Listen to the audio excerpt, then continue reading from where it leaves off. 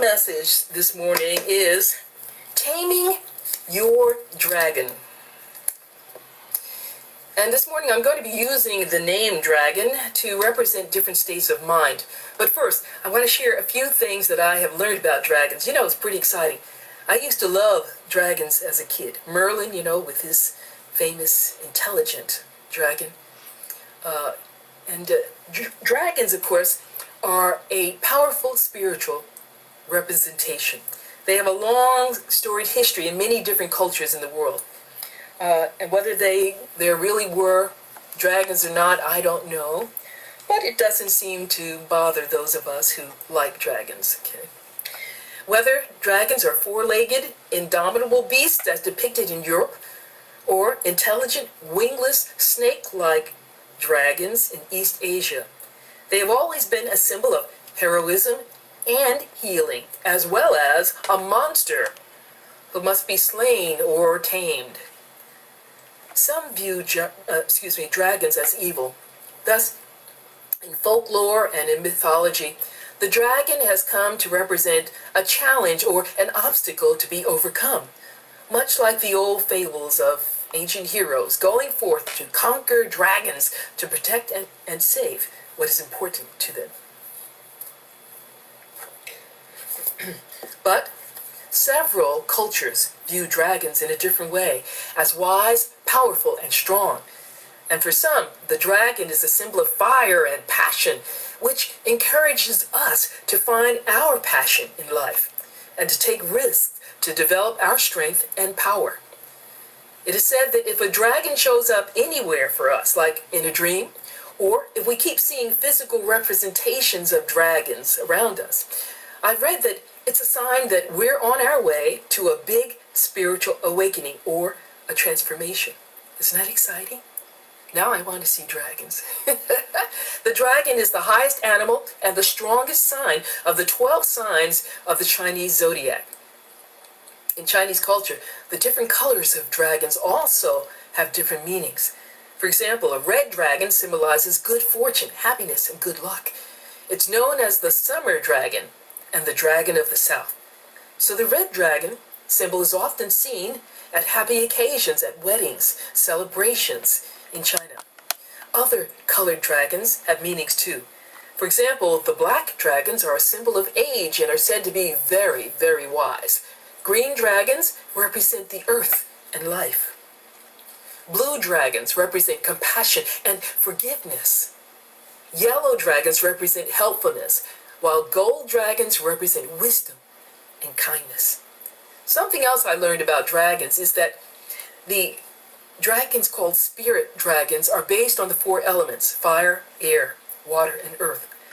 Now, as I share information about these elemental dragons, think of them as states of mind or as aspects of our own consciousness. These dragons speak to us about the divine gifts that we may experience when we use the power of our mind in creative and positive ways. First, the fire dragon represents vitality, transformation, and mastery. When we cultivate a fire dragon state of mind, we allow divine spirit to help us repair and restore our vitality and to bring peace and harmony back into our life experiences. Then we have, something else about the fire dragon. The fire dragon state of mind helps us reclaim the power that we may have given over to lack, to limitation, and negativity from the past. The air dragon represents clarity, inspiration, insight. When we cultivate an air dragon state of mind, we can be inspired with brand new ideas and insight. It's kind of like light bulbs popping off in our mind, from different aha moments. Now we come to the water dragon, which represents compassion, wishes, and courage. And it is meant to help us remember that every experience that we have in life has something to teach us. The water dragon consciousness helps us to learn how to face our present situations and our past with courage and compassion while being enthusiastic about our future. Now the last dragon, the earth dragon, represents power, wealth, and potential, and it's connected to nature all around us. When we cultivate the earth dragon state of mind, we connect on a spiritual level with all of nature. We recognize our connection to everyone and to everything. In the consciousness of the earth dragon, we are better able to connect to and express this divine love that we were talking about earlier. This state of mind is a place of healing and empowerment, helping us to move forward to create the life that we desire, experiences that bless us and bless the world. So now, let's talk about training this dragon mind of ours. We're going to be focusing on the third and the fourth of Unity's 5 spiritual principles. As a reminder, the 5 principles of Unity are not ideas which any member of Unity is required to believe or accept. They are foundational ideas upon which our Unity teachings are based, which express our understanding of what Jesus taught. Most Unity students have found that these principles ring true for them spiritually, and that accepting them lays a firm foundation for understanding ourselves as spiritual beings having human experiences. Briefly, the first principle is there is only one presence, one power in the universe and in my life, God the Good. We affirm a rendition of that every Sunday. The second of Unity's 5 principles is God is individualized in us as the Christ Spirit. The Christ within, or we call it the indwelling Christ. This refers to the divine presence that was in Jesus and the divinity within each one of us. Jesus realized and consciously expressed the God presence within him, and he actively taught that we can do the same. Now we're going to be working with the next 2 principles, the third and fourth principles today. Unity's third spiritual principle states, God operates in our universe according to a spiritual law that Unity calls the law of mind action, or you could say the law of mind in action. This law states that thoughts we hold in mind produce after their kind. This law may be more readily known when it's stated differently, as it is in Proverbs 23:7, which says, as a man thinketh in his heart, so is he. Jesus called the working of this law of mind action, as you give, so you shall receive, Luke 6:38. Or the more modern expression of this law of mind action is what goes around comes around. You know, whatever you give out, you get back. And now principle 4 that we're going to be using today states that the spiritual tools that we use to work with this spiritual law of mind in action are denial and affirmation. And no, denial is not a river. The Nile is, but denial is not. The law of mind action teaches us that our thoughts are creative and formative, and we can choose what thoughts we will hold in our mind. And therefore, we can choose what we will give shape and form to in our life experience. Did you hear that? How powerful we have been made. Our thoughts are creative and formative, and we can choose what thoughts we will hold in our mind. Therefore, we can choose what we will give shape and form to by our thoughts, feelings, attitudes, beliefs. The problem that many of us have is that we forget how powerful we are as expressions of God, that we have this ability to create and recreate our life experiences. Life is consciousness, we say here in Unity, which means that we experience life, our life, according to how and what we think about our life, how we feel about what happens in our life, and how we respond or act as a result of what we believe about our life. So the key to living a happier, more joyful, healthier, prosperous life is to know that we can choose and we can change the thoughts that we hold in mind. If we are not happy campers, if we're not happy with the things that are repeatedly happening in our life, you know, those boomerang experiences, here it is again. I thought I had learned that lesson, and here it is again. We can turn these experiences around. Because what we think, what we feel, what we believe and do determines how we experience life. You know, they're not, sometimes we can't actually change an outer circumstance, but we can change how we experience that circumstance, always. Because we choose what we do with our thoughts about that experience. This makes all the difference in the world. To know this is to hold the key to our own frustration or our happiness in life. And this is what Jesus was referring to in his talk to Peter, given in Matthew 16:19, when he said, Peter, I will give you the keys of the kingdom of heaven. Whatever you bind on earth will be bound in heaven, and whatever you loose on earth will be loosed in heaven.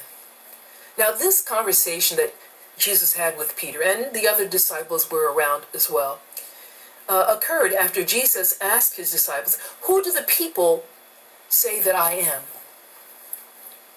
And the disciples responded, well, they think that you're one of the prophets come back to life.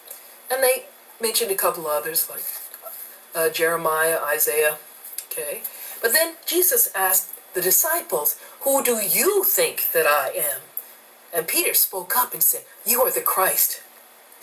This has significance for us because we understand that Peter had an understanding of the spiritual nature of Jesus. Maybe he didn't understand that that same spiritual nature was within him. But it's a message that Jesus tried to give the people whenever the crowds were there. We understand in unity that the Christ is the spark of divinity which indwells Jesus and which indwells each of us. It's unity principle number 2 that I read earlier.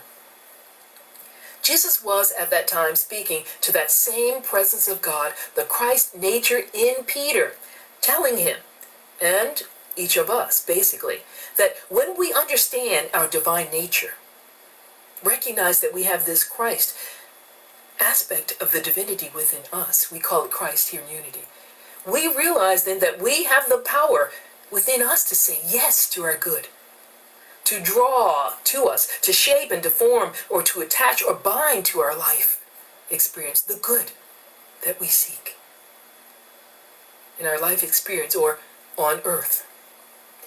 The kinds of experiences that we desire to have in our earthly experience, and we do this by creating in our consciousness heaven.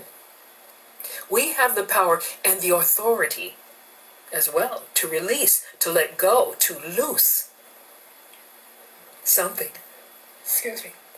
that we do not desire to experience any longer in our lives. Negative thoughts, feelings that are life-denying, okay? Anger, resentment, all of those negatives that would seem to block our good. We want to open our consciousness so that we have room for divine ideas.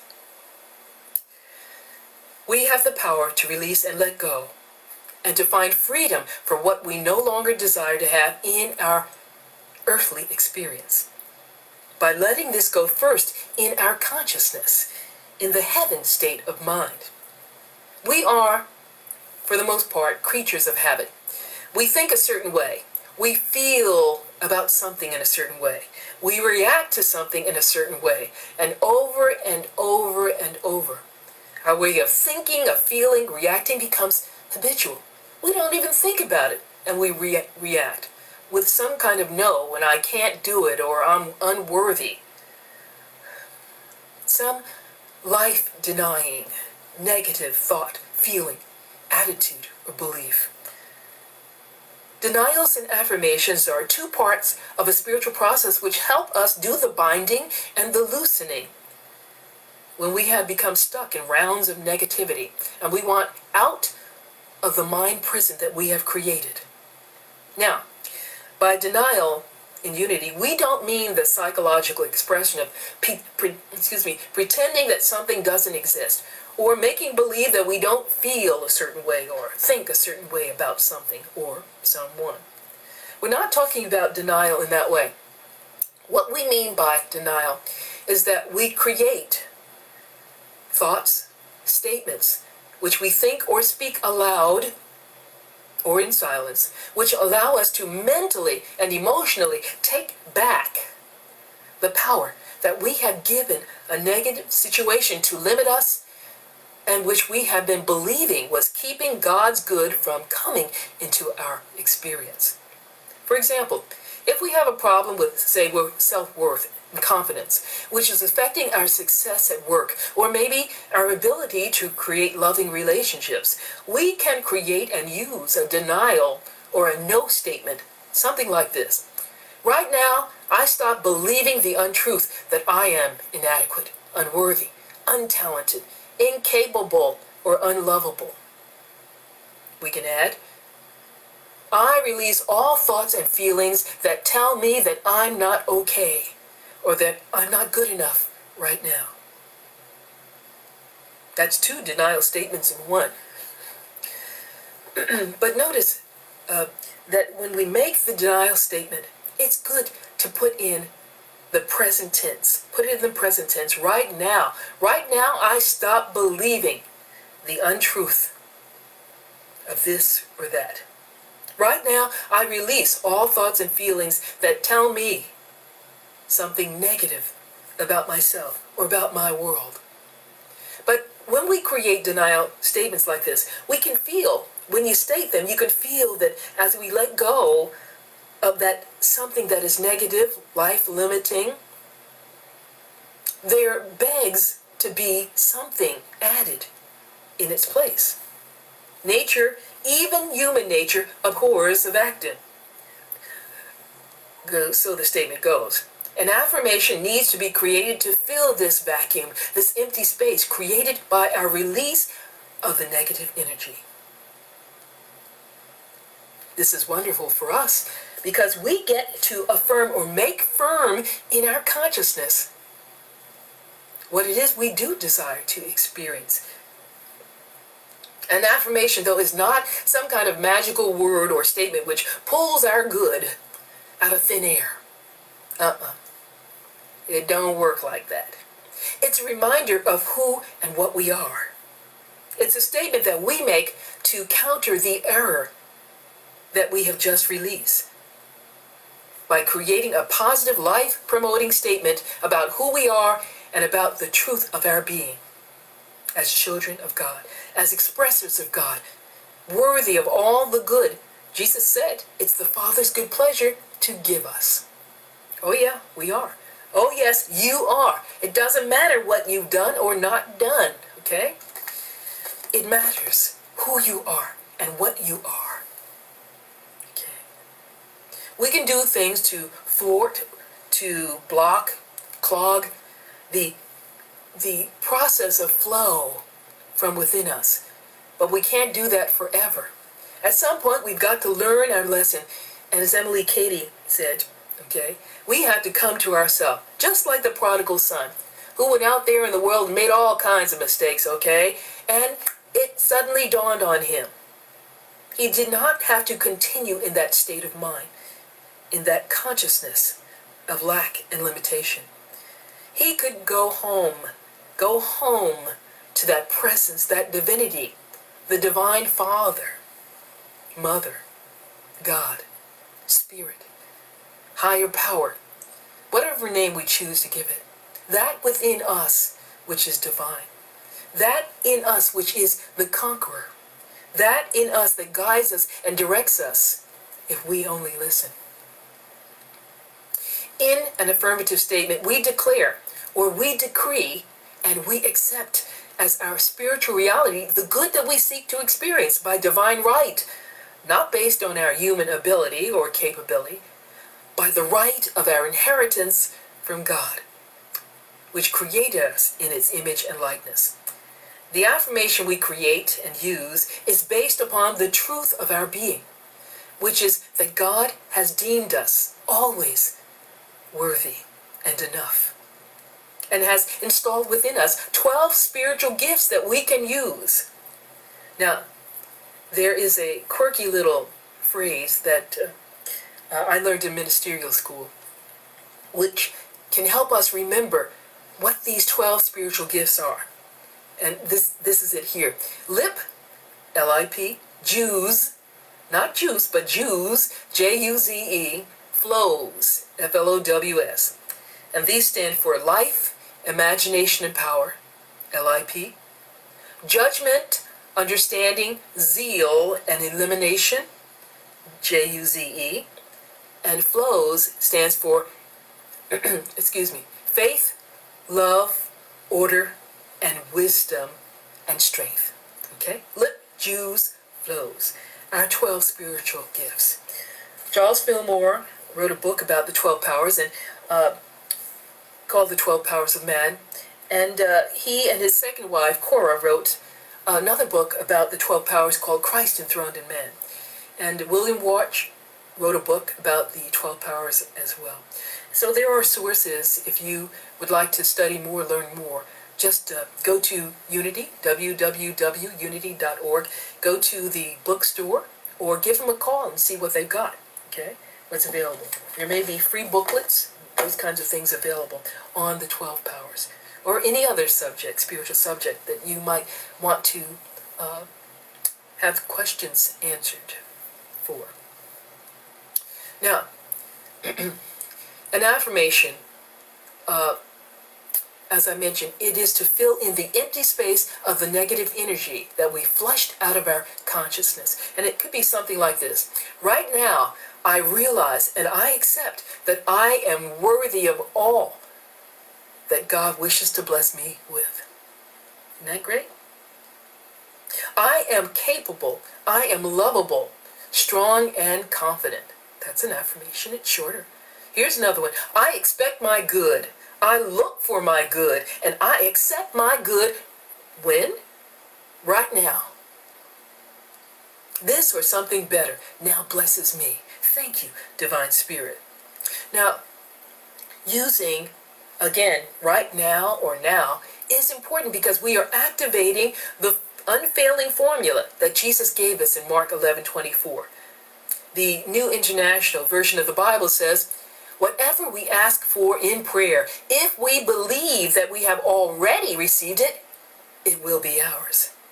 So, that catch is, we've got to, with faith, believe that spiritually, it's already in the works. We have to accept this and believe it before it actually takes shape and form in our outer experience. Everything that has shape and form in our outer experience was first an invisible idea. And that's how things are formed in shape. As we hold an idea, that idea is like a magnet and it draws to us the building blocks that are needed to give shape and form to that desire, whether it's health, whether it's supportive relationships, whether it's the ability to discover our talents and use our talents, whatever it may be, we can draw that to us according to our thoughts. Using this formula in Mark 11:24, whatever we ask in prayer, if we believe that we have already received it, it will be ours. Of course, in divine order, divine timing, divine love. Now, a few tips on training our dragon mind using denial and affirmation statements. For denials, it's best to make them short and to state them in the present tense. Don't be afraid to use the word now. Expressions like, I let go, I release the thought, the feeling of such and such, such, now. Fillmore suggests that we state denials lightly, as if we were flicking off an ember that floats onto our sleeve from a fireplace. Nothing strenuous or ferocious. Lightly, gently. State them confidently instead of forcefully. Too much force in a denial creates the opposite result. It creates tension, and it strengthens the hold that the problem has over us subconsciously, making it loom much larger than it really is. Okay? So, state denials gently, confidently, instead of forcefully. Affirmations.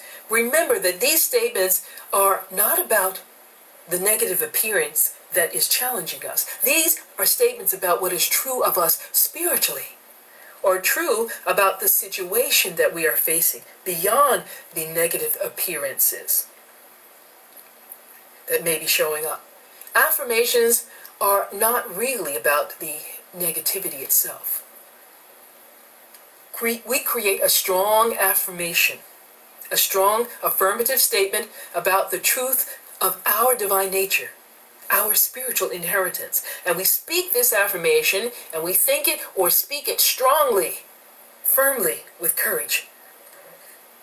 And again, with confidence. And as we do this, we choose to accept the gift that we are seeking right now. So, we create strong affirmations about the truth of our divine nature, about our spiritual inheritance, and we speak this affirmation, and we think it or speak it strongly, firmly, with courage, with confidence, and with acceptance that we have the gift right now. This work of learning to create and to use regularly our spiritual tools of denials and affirmations on situations which show up to challenge us, those dragons in our life experiences, the evil ones, okay? We can use the positive ones, okay, to help us in creating and using affirmative statements. This is how we train any fire-breathing dragon which shows up in our consciousness or in our life experience. Now, in closing, I'd like to share a favorite passage from the chapter called Drifting and Steering, which Mark Nepo, N-E-P-O, has written in his book, The Exquisite Risk, Daring to Live an Authentic Life. I love two of his books, this one and the other, The Endless Practice, Becoming Who You Were Born to Be. But in this chapter from The Exquisite Risk, Nepo, whichever way it's said, I'm not sure, declares that the nature of living, our journey on earth, he said, is drifting and steering our lives back to the center of our being. In my mind, drifting or off course is the way problems and challenges move us to places that we don't want to be in consciousness. So I call this a denial factor. Steering I think of as affirmative, as positive, as taking affirmative action.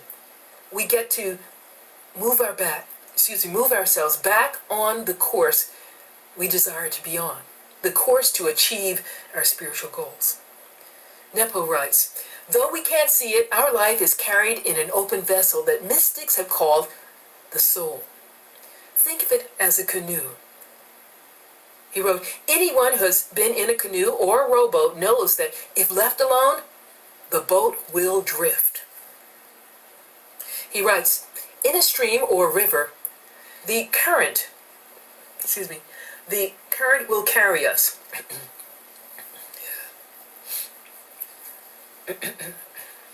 But from time to time, we need to paddle or row to steer our way back to where the current is clear and strongest.